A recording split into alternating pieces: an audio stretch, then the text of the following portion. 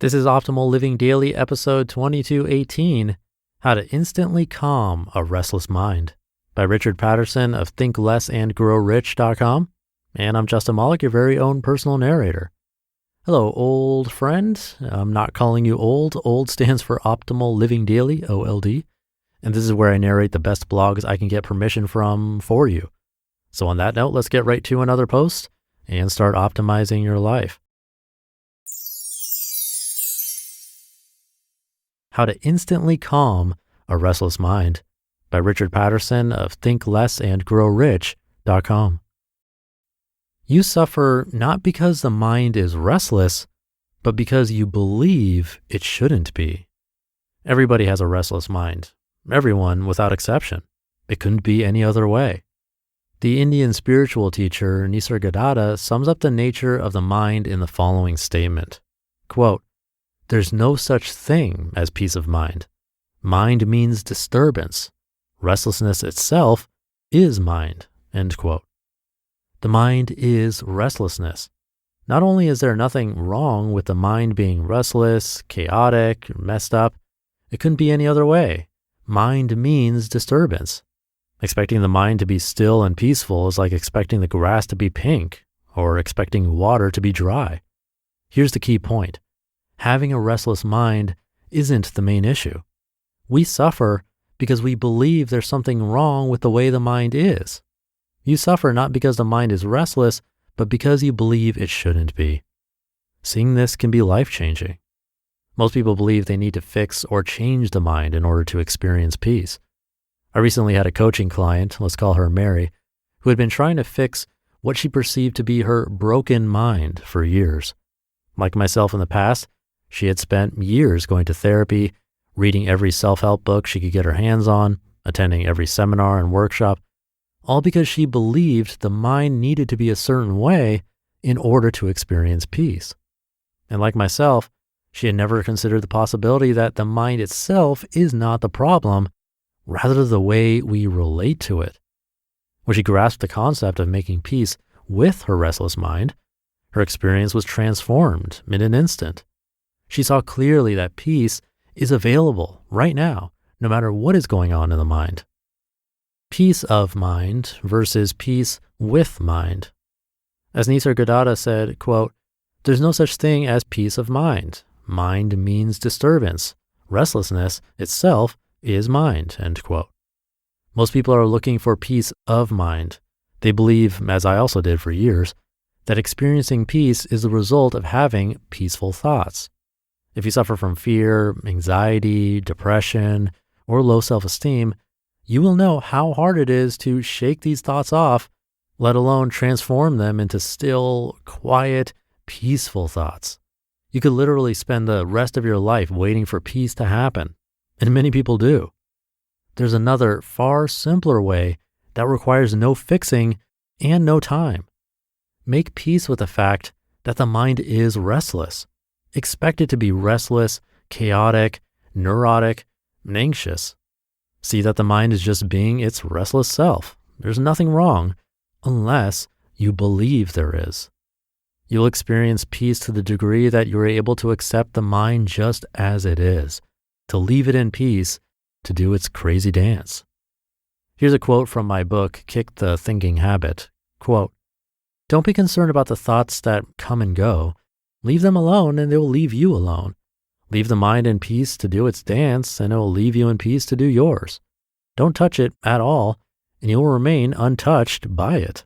End quote. Don't fire the second arrow. The Buddhists use the expression second arrow to describe how most people unconsciously react to challenging thoughts. Let's use anxiety as an example. An anxious thought or feeling appears by itself in your awareness.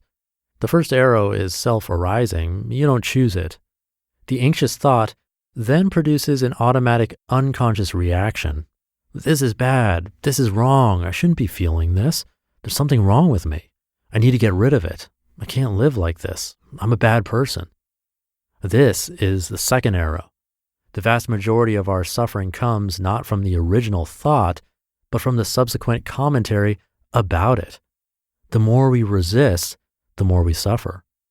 Imagine if you were to welcome the thought or feeling into your experience instead, recognizing that it is just the mind doing its thing, recognizing that it doesn't mean there's anything wrong with you.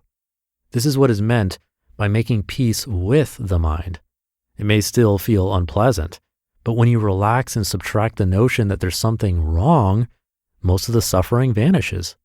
This is what the Buddhists mean by pain is inevitable, suffering is optional. The mind is restless, neurotic, crazy, and that's okay even if it doesn't feel good. The best way to tame an angry bull. This is one of my favorite analogies for dealing with a restless and troublesome mind. Let's say you find yourself confined in a small space with an angry bull kicking and snorting, not unlike being trapped inside your head with a restless and neurotic mind. Here's the worst thing you can do in this scenario. You can try to fight him, to force him into a tiny enclosure and tie him up. The more you fight and resist him, the angrier and more unmanageable he becomes. So what's the best solution? Set him free.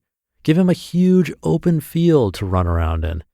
Meeting with no resistance, he will quickly run out of steam and settle down. Leave him alone for 5 minutes and he'll be happily grazing. So how does this apply to the restless mind? Let it be restless. Don't resist it. Don't fight it. Don't try to control it. Let it run free in the vast field of your awareness. Meeting no resistance there, it will soon settle down. And even if it doesn't, in the absence of judgment, it's okay for it to be there. It is far better to encounter a bull at a vast open space than in a tight, confined one. It is the same with the mind. I remember a time when my thoughts were so intense, they felt like they were glued to my face like a tight ski mask. Maybe you can relate. There was no space between me and the thoughts. Like the bull in the small enclosure, they took up all the space. As you learn more and more to step back and let the mind do its thing without resistance, without getting involved, you begin to meet your thoughts in a larger arena. You realize that the mind's little dramas only take up a small space in the totality of who you are. You just listened to the post titled, How to Instantly Calm a Restless Mind by Richard Paterson of thinklessandgrowrich.com. And thank you to Richard. There's a quote in there that I think bears repeating, and I'll definitely put it into my free weekly newsletter as the quote of the week. By the way, if you're not getting that newsletter and want to join for free as a show of support, come by oldpodcast.com and enter your email address for the weekly newsletter section. Richard said, the vast majority of our suffering comes not from the original thought, but from the subsequent commentary about it. That's the source of our suffering, the labels and commentary we make about thoughts, not the actual thoughts themselves. Weird random things pop into our heads all the time, even when we're sleeping. Those are dreams, often bizarre, random images, sometimes for the purpose of preparing ourselves for the worst, but often what seems to be total nonsense. And do we then take that dream and bash ourselves for it or dwell on it? Well, I hope not. It's because those dreams are mostly out of our control.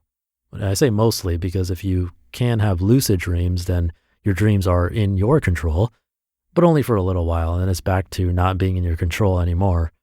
For more on lucid dreaming, you can check out one of the rare episodes where I narrated my own content way back in episode 50. But anyway, that was a big tangent.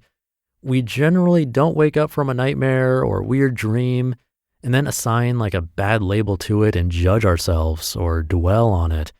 The dream will usually be gone from our memories pretty quickly. We won't even remember it. And so should unhelpful or negative thoughts. Letting them exist and then gently move on is a real simple solution to many of our biggest problems. So if you haven't thought about this much, I'd definitely consider putting some more thought into this idea because like Richard said, in his words, seeing this can be life-changing. I'll leave it there for today. Hope you're having a great morning, afternoon, or evening whenever you're listening to this. And I'll see you tomorrow where your optimal life awaits.